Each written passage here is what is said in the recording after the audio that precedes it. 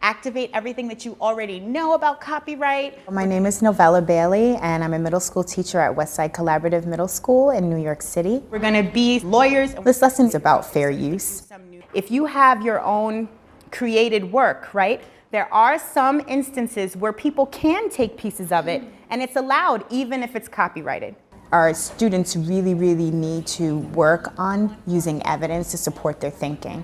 And that's one of the big standards for reading and just across the board with the Common Core standards. So the first thing that we do is we prepare the students with giving them some exposure to the key vocabulary related to this topic. What I want you to do is look at the center of the diamond.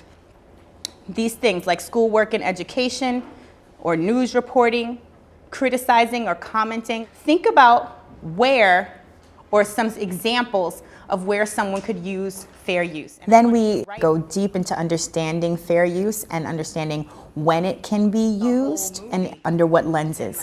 Raise your hand if you have something that you noticed as you read about fair use that helps you understand what it means or when it can be applied. Great. Naomi? That you can only use it if it's a small amount for schoolwork and education, news reporting.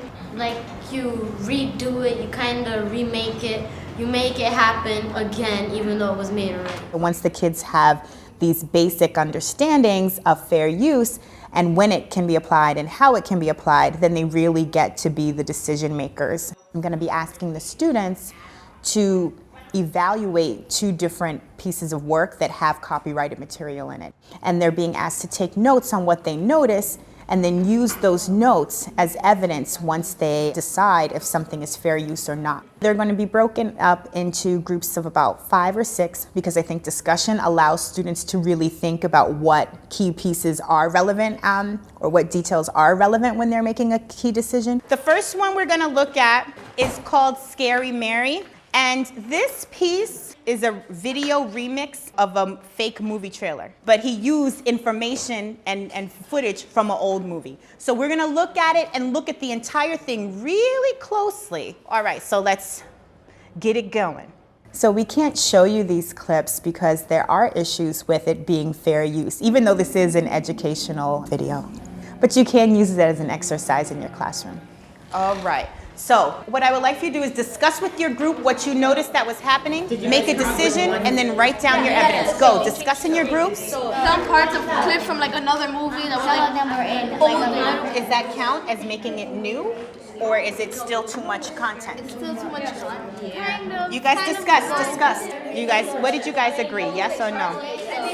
All right. Let's get yourselves ready. We're going to share. Dasbury?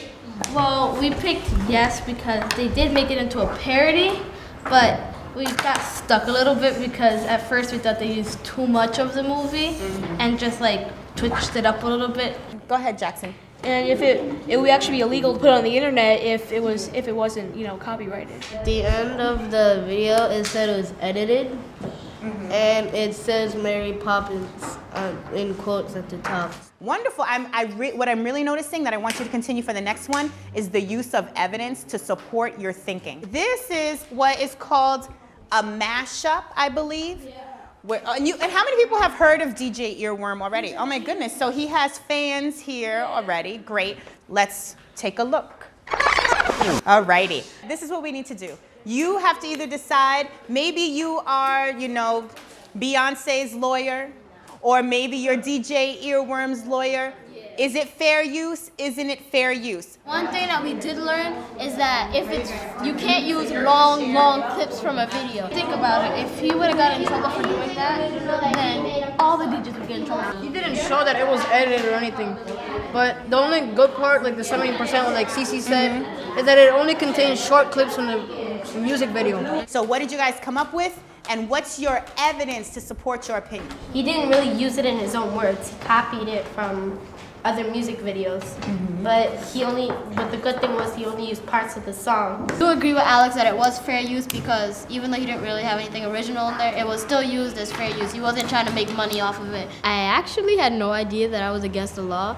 Different rappers, I used to not take their lyrics, I used to take the beat that they use and then try to improvise and put in my own lyrics in it. I really did not know it was illegal because there's so many things on like YouTube when they're making parodies. So I thought it was like, oh, they're just making fun of it. But now with the lesson, I learned that there's actually restrictions of how much you can use or if you can use it at all without getting sued or anything. I like the way you were using your new vocabulary terms. I saw people saying like small clips, edited, permissions, remix, mashup. All those things are words that relate to this kind of stuff. They were just so into it. And it really opened up for me as a teacher how connected my students are to digital media and how powerful it can be to get them inspired, to get them thinking, to get them to begin to collect evidence. It's just a great tool. And I feel like I tapped into an element of their lives that you don't necessarily tap into in the classroom every day.